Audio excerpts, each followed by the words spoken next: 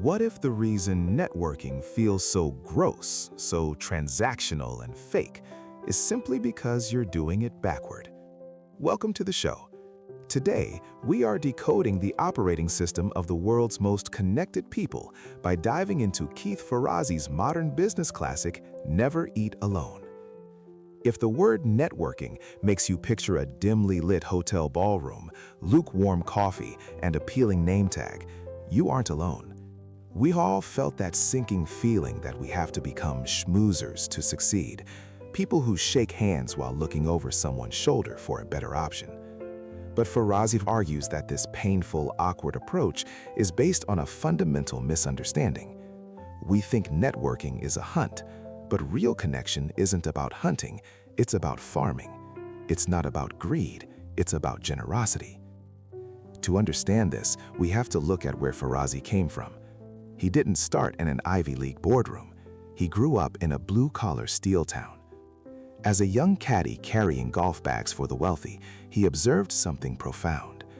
He noticed that the most successful people weren't hoarding their success. They were constantly helping one another, finding jobs for each other's kids, investing in ideas, and offering counsel. He realized that poverty wasn't just a lack of financial resources, it was isolation. It was being cut off from the people who could help you make more of yourself. So, how do we break that isolation without becoming that fake networker we all hate? The first step is a radical mindset shift. Stop keeping score.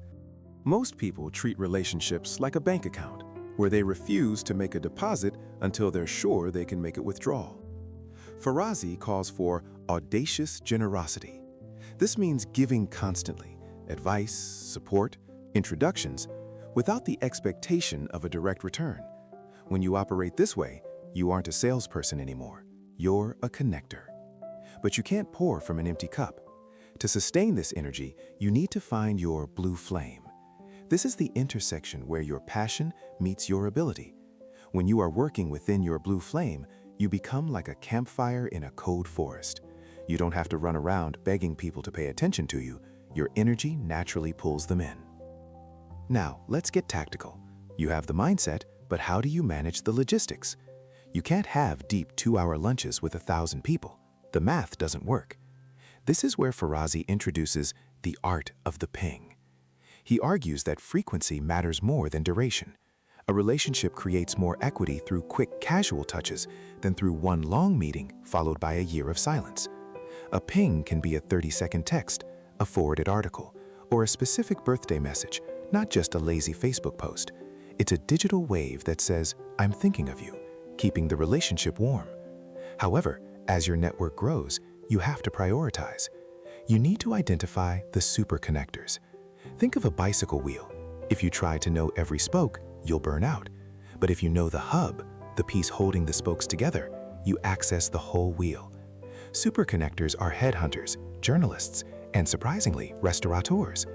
Ferrazzi suggests picking one restaurant, going on slow nights, over-tipping, and befriending the staff. When you eventually bring a client there and the owner treats you like family, that social proof instantly elevates your status. But you can't just rely on other people's venues. Eventually, you have to build your own hub. This leads to the book's title strategy, Never Eat Alone. Ferrazzi insists that eating alone at your desk is the ultimate act of invisibility.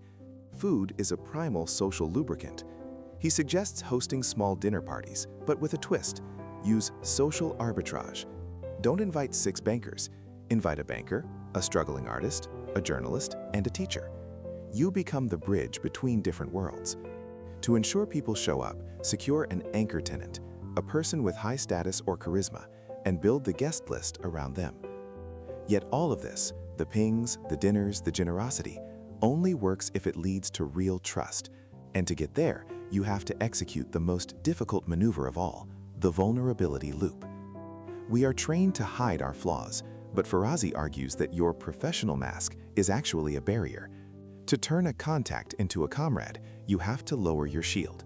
When you admit a mistake or share a struggle, you signal to the other person that it's safe for them to be human too. That is when a transaction becomes a relationship.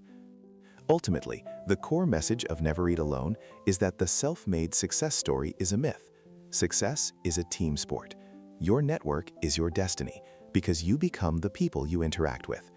So as you head back into your day, stop looking for what you can get and start looking for what you can give. And ask yourself one simple question that might just change your career. Who will you eat with today?